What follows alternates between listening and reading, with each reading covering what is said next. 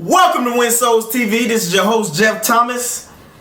And today we are going to be talking about some of the types of individuals that you will encounter when you are in the field ministering to people wherever you are. A perfect example is when Jesus was in Jerusalem and he came across an invalid. This is in John 5, about 5 through 8. Listen. And so it says, one who was there had been an invalid for 38 years. When Jesus saw him lying there and learned that he had been in this condition for a long time, he asked, "Do you want to get well?" And the guy said, "Sir," the invalid replied, "I have no one to help me into the pool when the water is stirred. While I am trying to get in, someone else goes down ahead of me." Then Jesus asked him, "Get up, pick up your mat, and walk." At once the man was cured. He picked up his mat and walked. One part that a lot of people miss is that this guy had been in this condition for 38 years, begging people as they went by for help, begging people for food.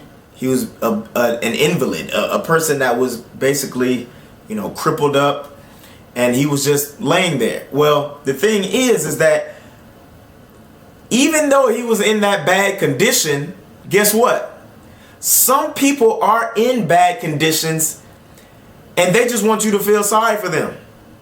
They want you to take care of them, but they don't want to necessarily get well, because that means that they can't use the fact that they're hurting to actually be able to stand up and move forward on their own. They want to continuously and continually, from that point forward, always be taken care of. You see? They want to mooch off of other individuals. And so that's why, anybody in their right mind that was an invalid, of course they would want to get healed. And Jesus already knew the answer to the question, but he's asking the man, look, do you actually want to get well?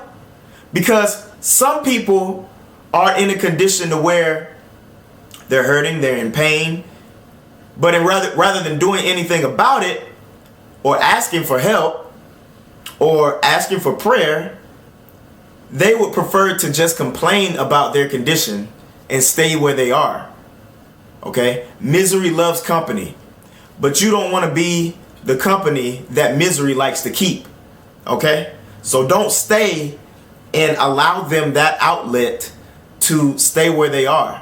I'm pretty sure that if the guy said, nah, I don't actually want to get healed, Jesus would have kept walking. Like that's what it would have been. You see what I mean? But he asked him, do you want to get well? Do you want to get well? And so that's basically saying, hey, are you willing to take full responsibility for where you are right now? And then after you're healed, take full responsibility for your well-being after the fact.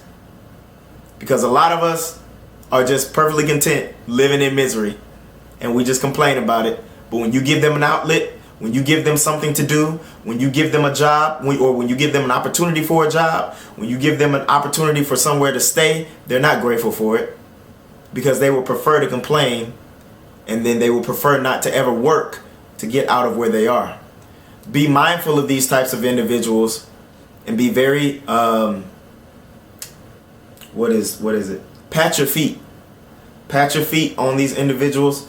Pray over them, but you got to keep going, because individuals like that will bring you down to where they are, and you're going to be in that same position, in misery, in that filth, and it feels like quicksand. It feels like you can't go anywhere, but we got to keep moving.